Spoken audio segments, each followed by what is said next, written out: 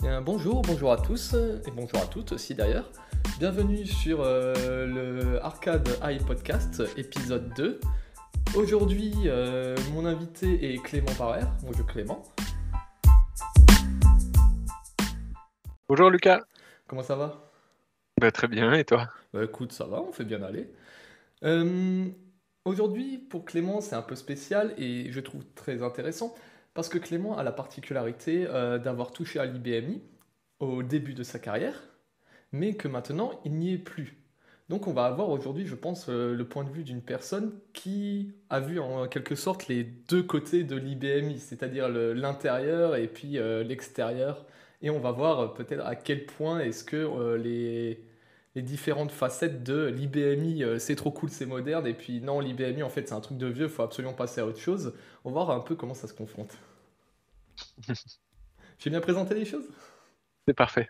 Bien sûr. Ben, écoute, je propose de commencer pour répondre un peu à, on va dire, à cette problématique, disons-nous. Très bien. Pour qu'on prenne les choses de manière un peu historique, t'as fait quoi exactement comme étude, toi? Comment est-ce que t'es arrivé dans l'informatique et ensuite dans l'IBMI? Alors moi j'ai un cursus qui est assez classique, je dirais, pour quelqu'un qui est ingénieur en informatique. C'est que j'ai commencé par une classe prépa à Paris en sciences et ensuite une école d'ingénieur à Lille qui s'appelle l'ICEN. Et c'est une école pardon, qui est spécialisée dans le numérique et l'électronique. Et alors pour la petite anecdote, moi en fait j'ai fait cette école parce qu'il y avait une spécialisation en analyse des signaux numériques et analogiques qui me plaisait vraiment beaucoup. Et c'est pour ça que je suis rentré dans cette école. Mais en fait, qui dit école dans le numérique dit beaucoup d'informatique et beaucoup d'électronique. Et moi, c'est quelque chose qui me plaisait pas particulièrement d'un premier abord. J'avais pas du tout envie de m'y mettre, surtout en informatique. J'avais vraiment les clichés en tête de tout ce qu'on peut imaginer de l'informatique, de gens qui sont des gamers, qui ont les cheveux gras, qui vivent la nuit dans leur appartement. Le vampire Euh, moderne. voilà. Et finalement, j'ai fini par redoubler ma première année d'école à cause de l'informatique. Donc, ouais, c'était pas terrible de ma part et j'étais obligé de m'y intéresser. Et en fait, je me suis rendu compte la deuxième année que ça me plaisait beaucoup, tellement même que j'ai fini par laisser tomber l'analyse des signaux numériques pour me concentrer sur l'informatique et me consacrer pleinement à ça. Au final, t'es un peu en train de nous décrire un syndrome de Stockholm, là. Voilà, exactement. J'ai été stockholmisé par l'informatique. Mais donc j'ai fait une spécialisation IT avec, en plus, c'était un cursus un peu spécial dans l'école parce qu'il y avait une option commercialisation et gestion de projet IT qui se greffait là-dessus. Donc en gros, on avait 2 tiers de cours techniques et 1 tiers de cours plus orientés commerce, gestion de projet, quoi. Donc au final, Et donc, excuse-moi, mais t'es juste vas-y, vas-y. pas, t'es pas on va dire un classique du moule, c'est-à-dire formation purement développeur à la base. Déjà, ce que Non, non, non. t'es- alors si j'ai bien suivi, hein, tu me dis, c'est de base, tu t'intéresses au numérique de manière large, c'est-à-dire même plus côté hardware. Oui, Tu finis par faire du software, oui. et en plus, quelque part, un peu en te forçant. Et en me forçant, alors finalement pas tant que ça, il a fallu me forcer juste pour pour que je prenne le temps pour m'intéresser au sujet. Mais une fois que je suis tombé dedans et que j'ai découvert un peu ça, ça m'a beaucoup plu et j'avais plus besoin de me forcer après. Je te rassure quand même. C'est beau, c'est Et, beau. et en fait, pendant ma formation, moi j'ai découvert le métier de ce qu'on appelait chargé d'affaires ou en fait c'est plus ingénieur commercial. Et ça a été pour moi une vraie révélation. Euh, je me suis tout de suite dit, c'est ça que je veux faire. Il y a une composante commerciale, une composante en fait où on est avec des clients, où on fait de la recherche de besoins avec eux, où on essaye d'analyser, de trouver des profils pour faire face à leurs besoins. Et d'un autre côté, un vrai besoin de compétences techniques et puis pouvoir aussi discuter avec les développeurs. Et donc, en sortie d'école, c'est un peu ce que j'ai fait. Je voulais un poste d'ingénieur commercial qui me permette de partir à l'étranger. En fait, j'ai trouvé un VIE pour partir en Allemagne, mais le contrat, c'était qu'il fallait que je fasse une période de 6 mois de formation à Toulouse, en France, avant de partir pour 2 ans en Allemagne. Et en fait, ça a été une première expérience vraiment très, très difficile. Je suis tombé de haut à la fois sur la découverte de la dure réalité du métier d'ingénieur commercial. Et voilà, et donc à la fin de la période de formation à Toulouse, on est tombé sur un accord commun avec mon employeur de l'époque. Et moi, j'ai laissé tomber ce VIE. Et je me suis retrouvé donc sans emploi au bout de 6 mois dans la vie active, sans trop savoir ce que je voulais faire de ma vie, parce que le métier que j'imaginais tout tracé pour moi, ça ne me convenait pas du tout. Et c'est là que l'IBM est Et venu à la rescousse. exactement. Comme la lumière au bout du tunnel. Oh là là. Mais non, mais en fait, ça a été je pense la première, et peut-être la seule vraie claque que j'ai pris dans ma vie active pour le moment, parce qu'il y avait vraiment un sentiment d'échec, et tu rumines un peu tout ce que tu as mal fait pendant ces 6 mois qui ne se sont pas très bien passés. Et tu finis aussi très vite par oublier ce que tu as fait de bien. Et ça m'avait un peu brisé la confiance en moi, parce que je me disais, euh, ça fait déjà, d'un point de vue technique, ça fait 1 an presque que j'ai pas du tout codé, que j'ai pas développé, et j'ai plus trop confiance en mes compétences techniques, parce que ça se perd quand même très très vite quand on pratique pas. Et j'ai pas non plus une énorme confiance en mes compétences commerciales, vu que ça s'était pas très bien passé, quoi. Et à ce moment-là, j'ai été contacté par OCSI pour participer à leur pépinière sur l'IBMI. Et en fait, il a juste fallu que j'accepte intérieurement de me recentrer sur la technique pure, et laisser derrière moi un peu les velléités d'être ingénieur commercial. Mais l'IBMI est arrivé à ce moment-là, effectivement. Ok, ça a été une mue complète. Oui, C'est assez sympa, ça. Enfin, grosse claque, opportunité. Bonjour, sommes-nous dans un post LinkedIn? voilà. Mais pour tout dire, j'ai pas regretté une seule seconde, hein. Ce choix, finalement, on en viendra peut-être à reparler de la pépinière au cours de notre discussion. Mais c'est vraiment une super formation déjà ce qu'ils ont mis en place au CSI avec IBM. Et au CSI, ils m'ont vraiment aidé aussi à dégoter, pardon, une super mission chez Silasoft à Annecy. Et puis ça m'a amené vers une certaine réussite, parce qu'après, en 2018, j'avais été nommé parmi les IBMI Fresh Faces, les jeunes talents de la plateforme IBMI. Ah, la Et ça a reconnaissance, été, ça a été assez voilà, rapide au final, exactement, faut croire. une reconnaissance qui m'a conforté dans ce choix. Alors, je suis rentré, moi, en 2017 dans l'IBMI, et en 2018, du coup, 1 an plus tard, je faisais partie Alors, enfin, 1 an et quelques plus tard. la question Je suis rentré fin sous-jacente, 2016. la question La formation sous-jacente, était fin 2016. c'était un peu, est-ce que j'ai en face de moi vraiment un grand talent de la plateforme? Enfin, Absolument ex-grand pas. talent. Ou est-ce que, si tu le dis toi-même que absolument pas, est-ce qu'à ce moment-là, la pénurie sur l'IBMI est telle que, il suffit d'un petit peu pour être reconnu? Alors, effectivement, je pense que quand on est jeune, il faut un petit peu pour être reconnu. Il faut oser aussi, parce qu'il faut se présenter. C'est pas IBM qui vient te chercher en te disant ou alors à moins que tu sois vraiment exceptionnel, mais c'est pas IBM qui vient te chercher en te disant est-ce que tu veux participer au Fresh Faces. Moi, j'avais participé à un projet, en fait. Alors, pour expliquer un peu ce qu'on faisait chez Silasoft, Silasoft, c'est une entreprise qui fait des logiciels d'audit et de sécurité sur IBMI, principalement pour les banques. Mais enfin, nos clients principaux, c'est des banques, mais en fait, Oui. tout ce qui est IBMI, on peut faire de la sécurité dessus. Et moi, j'avais développé quelque chose qui permettait de faire un scan rapide de l'état de la sécurité sur l'IBMI et de ressortir sous forme graphique sur une interface web plein de petites données du style regarder un peu les valeurs système, les utilisateurs qui ont des droits spéciaux ou qui ont des privilèges particuliers, le nombre de fichiers audités en lecture, en écriture, etc. Et l'idée, c'était d'afficher tout ça sous forme graphique avec une interface web qui soit un peu interactive. Et donc, c'est vrai que dans le milieu de l'IBMI, c'est pas quelque chose qui se fait très, très couramment. On y arrive Et petit à petit, mais c'est vrai que voilà, c'est encore un peu le chemin de croix, hein. c'est ça. Et puis là, je te parle d'une époque, enfin, c'était il y a 5 ans, du coup. Donc, ça Ah a oui. beaucoup évolué en 5 ans.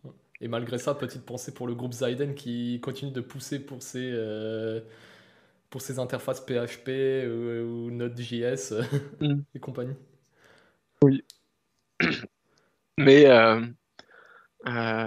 pour revenir donc au Fresh Faces, moi je trouvais que le projet sur lequel j'avais travaillé, c'était quand même assez intéressant. Et on avait eu la visite de quelqu'un qui travaillait à la sécurité chez IBM et qui était venu nous faire des formations en sécurité à Annecy. Et quand je lui avais montré ce que j'avais fait, il m'avait dit, présente-le au programme des Fresh Faces, et ça coûte rien d'essayer. Et effectivement, moi j'ai fait ma présentation et j'ai été sélectionné parmi les 10, mais j'ai pas eu de test technique à faire, par exemple. J'ai juste fait une présentation, quoi. Donc, ah, ok, bah moi, ça me permet en plus de comprendre un peu mieux comment ça fonctionne les Fresh Faces. Je pensais que c'était un profil en général qui était mis en avant souvent par les pairs, un peu comme les IBM Champions. Et puis, non, ce que tu es en train de dire, c'est que ça vient principalement des projets qui sont présentés. Oui, c'est ça. Moi, j'ai présenté mon projet. Et puis après, à partir du moment où, en fait, j'ai eu 2 entretiens avec les personnes d'IBM là-dessus. Après, on a discuté un peu de ce qui me plaisait. On a fait un premier rendez-vous, un premier entretien centré sur ce que moi j'avais fait, et un deuxième centré sur qu'est-ce qui me plaisait dans l'interface, enfin, s'il y avait un truc à changer, qu'est-ce que je changerais, des choses comme ça. C'est assez cool. Et donc, je me permets juste, du coup, enfin, tu as dit que Silasoft est basé à Annecy, donc du coup, vous avez dû avoir des contacts avec Arcade Software qui est également basé à Annecy. Tout à fait. Alors en fait, Silasoft, ça a été créé par 2 personnes qui s'appellent Guy Marmora et Thomas Housset. Et en fait, Guy a créé un peu sa solution.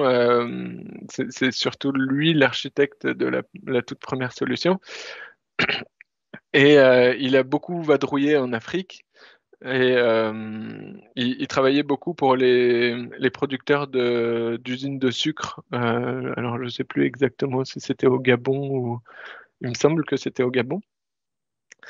Et en fait, quand il a voulu se lancer dans son entreprise avec Thomas, ils avaient des liens assez étroits avec, j'ai oublié la personne qui a créé Arcade, Philippe Magne. son nom. Philippe Magne, exactement. Et donc, c'est pour ça qu'il s'est installé à Annecy. Et en fait, ils ont. Et donc, ouais, effectivement, le monde Donc, de on est. l'informatique est petit, celui de l'IBMI encore Voilà, plus petit, exactement. et Mais on est c'est très le liés terreau des avec petites Arcade, ouais. théories. Nous sachions, c'est le complot, hein. Mais donc, pour faire un peu le bilan de CRSoft, tu as pu vraiment rentrer dans la technique, j'imagine un petit peu poussé quand même s'il s'agissait de pouvoir faire un audit de sécurité. Et Oui, si tu dois faire un peu le bilan du coup, puisque tu... Enfin, c'est après Silasoft, si je me souviens bien, que tu as quitté le monde de l'IBMI. alors j'ai quitté le monde de l'IBMI. En fait, c'est la Soft, nous, on était une vraiment toute petite entreprise. On était 12 et au moment où les réglementations RGPD sont arrivées, c'est devenu assez compliqué pour nous de continuer à exister et surtout à vendre nos produits, à proposer nos produits à des grandes entreprises comme on le faisait par le passé. enfin surtout des banques, parce qu'en fait, en cas de non-conformité, on risque, enfin l'entreprise risque, je crois que c'est 1% ou 2% du chiffre d'affaires total de l'entreprise. Il me semble que ça a même été augmenté. Si je... Maintenant, j'ai un doute, mais il me semble que pour tout ce qui est entreprise multinationale, tu peux monter à 4% du chiffre d'affaires global, quelque chose du genre. Peut-être. J'ai Encore, plus le chiffre exact en tête, mais oui, mais c'est ça très... peut Ça fait mal. correspondre à beaucoup, beaucoup, beaucoup d'argent. Mm. Et nous, en tant que security provider, ben, on devait pouvoir assumer cette amende en cas de non-conformité, quoi. Et à 12 salariés dans l'entreprise, je te laisse imaginer que c'était un peu compliqué d'avoir les reins assez solides pour faire face à ça.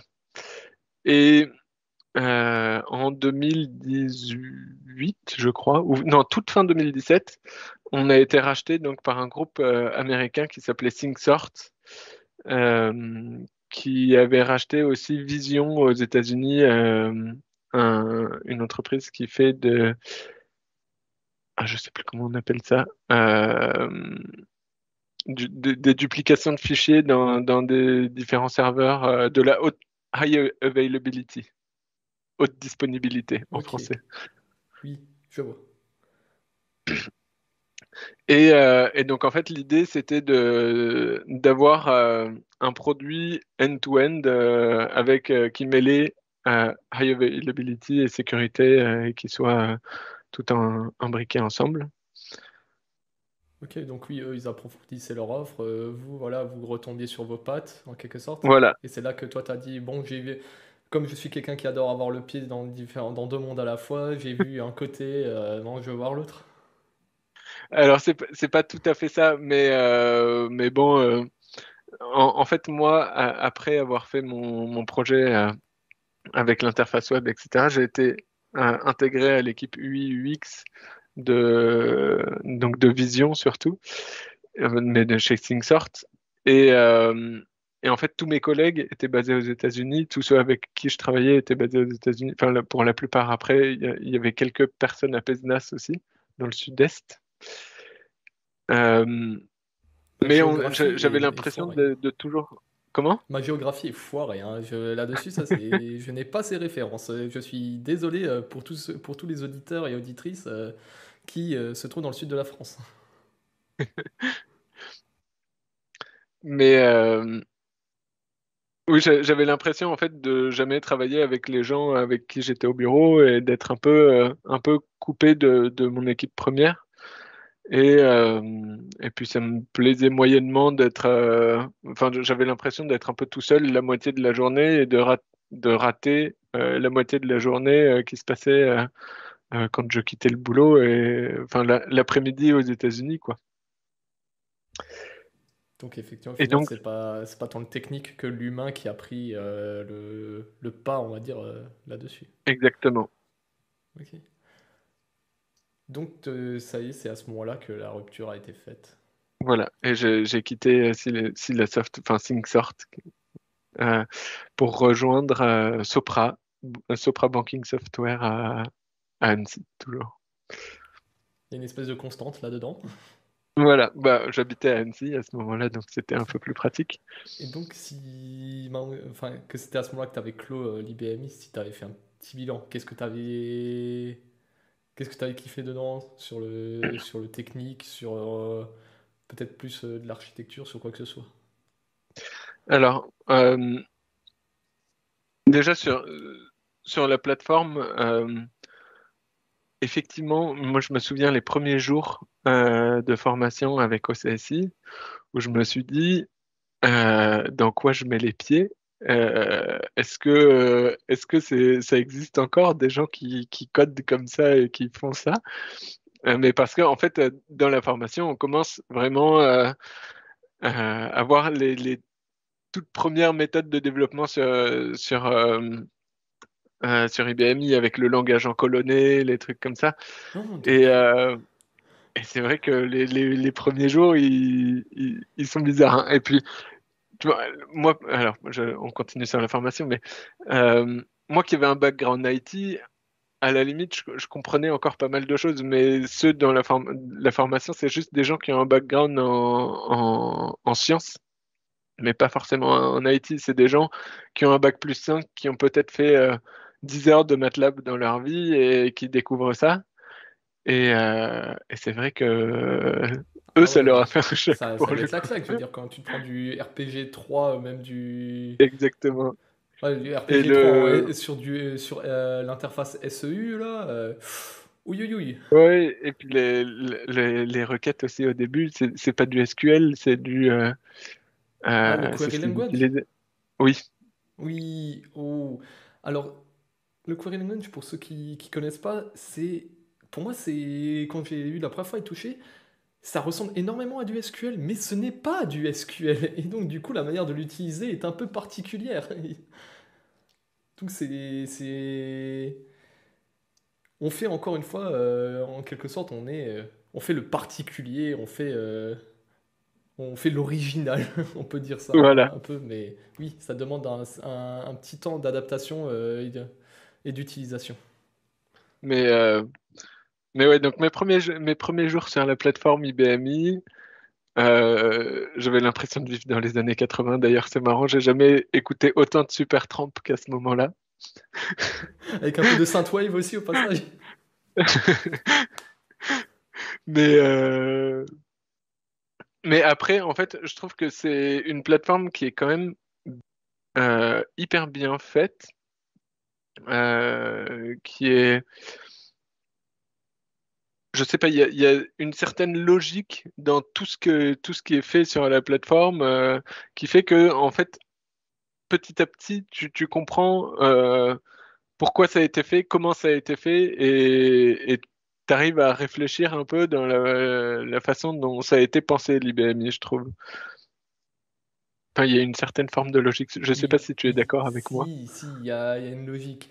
Enfin, pour tous ceux qui n'ont pas eu à toucher, la première logique à prendre quand on doit toucher aux commandes système, c'est toujours les commandes, ce sont des verbes, des mots, à chaque fois réduits à trois lettres, donc quelque part réduit à peau de chagrin, et tu te retrouves à perdre absolument toutes les voyelles de l'alphabet. Voilà. Mais oui, c'est la logique effectivement là-dessus, il faut réussir à la prendre, mais une fois qu'elle est prise, ça va assez vite. Oui, et du coup, c'est quand même très puissant, même finalement, l'utilisation des écrans verts que je trouvais complètement has-been au début, ben, à la fin, j'utilisais beaucoup plus les écrans verts que les UI. Alors, Ah, moi ça va qui être un faisais partie de l'équipe éternel UI8, débat. Attention monsieur, suivez touchy. non, mais c'est vrai qu'à partir du moment où tu maîtrises ces aspects-là, ça va très vite. Et c'est très intuitif et bref. Euh, Sous ces aspects un peu poussiéreux, l'IBMI c'est quand même hyper puissant. Et puis après, ça se modernise et c'est aujourd'hui tu peux faire les mêmes choses sur IBMI que sur beaucoup d'autres plateformes. Attention Tu spoiler, n'es c'est un sujet sur lequel je me bats depuis longtemps.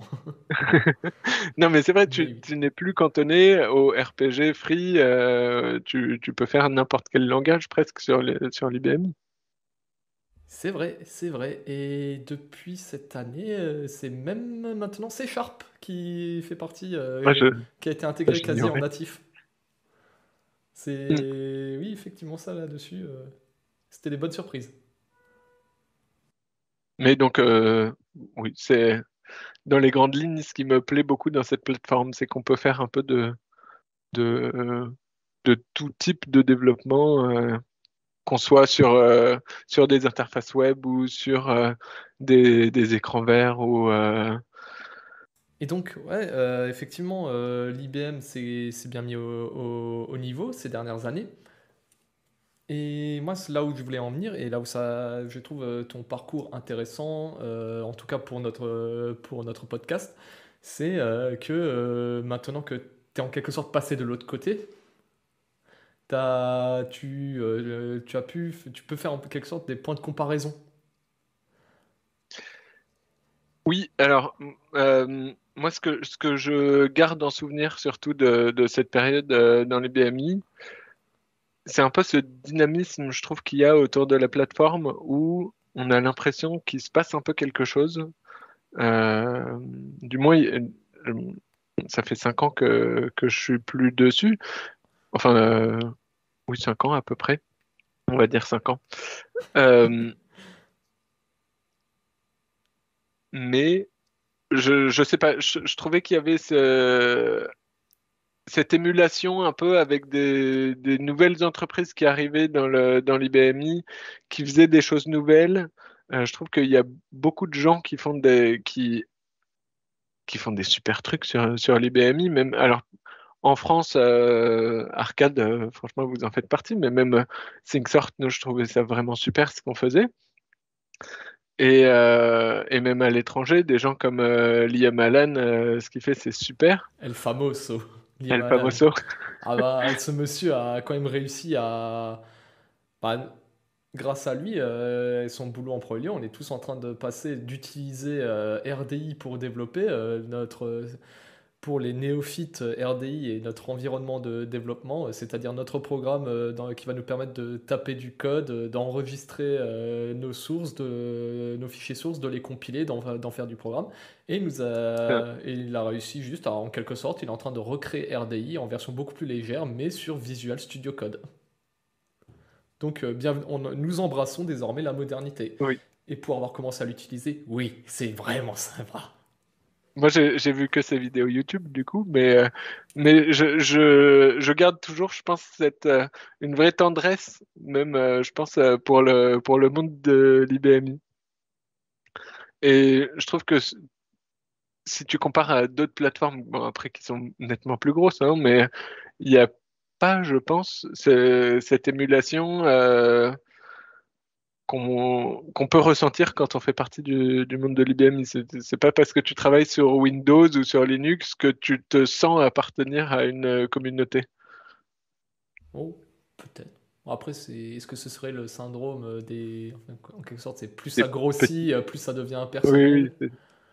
Oh, c'est sûr. je l'ai pas encore expérimenté ça. Mais Mais en tout ça, cas, je pense que ça, c'est euh, notamment via tout le côté open source qu'on peut se sentir faire partie d'une communauté. Et ça, oui. effectivement, IBM le met vraiment beaucoup en avant depuis plusieurs années. Mm. Après, les points un peu négatifs, c'est que bah, IBM a un mal fou, mais vraiment un mal fou, à changer l'image de cette plateforme à l'extérieur de la communauté. En fait, les gens qui sont dans la communauté IBMI sont très contents, je pense, pour la plupart, mais ceux qui n'en font pas partie qui ne s'y intéressent pas voient toujours quelque chose qui est resté bloqué dans les années 80. Et d'après toi, comment ça se fait? Ce serait peut-être dû à l'utilisation, les fameux écrans verts qui restent toujours là. Enfin, Ben, moi, remarque, je sais qu'à chaque fois que j'en parle à mes amis ou à des collègues en disant que moi, je travaillais sur IBMI, ça fait rire tout le monde, tu vois. oui. Bah, et encore, dans ce cas-là, j'aurais tendance à comparer nos fameux écrans verts à simplement une commande Une console, PowerShell, quoi. oui, oui. Par exemple. Un shell, c'est tout. Mais, mais voilà, c'est un peu le point négatif, c'est que il y a beaucoup de gens qui ne s'y intéressent pas et qui ne s'y intéresseront jamais. Euh, et c'est dur de changer une image. Oh, oui. Oui, oui, oui, oui. Ça, pas forcément que dans l'informatique, hein. Beaucoup Oui. d'entreprises qui se sont un peu cassées les dents là-dessus. Bah écoute, moi je dis, c'est pas une belle manière de finir, introduire un nouveau sujet. Enfin, voilà de notre ouverture qui a été révélée aujourd'hui. Super. L'image d'IBM, au final externe, n'était pas simplement le fruit du manque peut-être, ou alors, enfin, du manque, je ne sais pas, mais d'un travail qui n'a pas porté ses fruits peut-être par IBM dans la communication, ou peut-être juste d'une image qui est restée définitivement ancrée dans les mémoires, comme celle des années 80-90.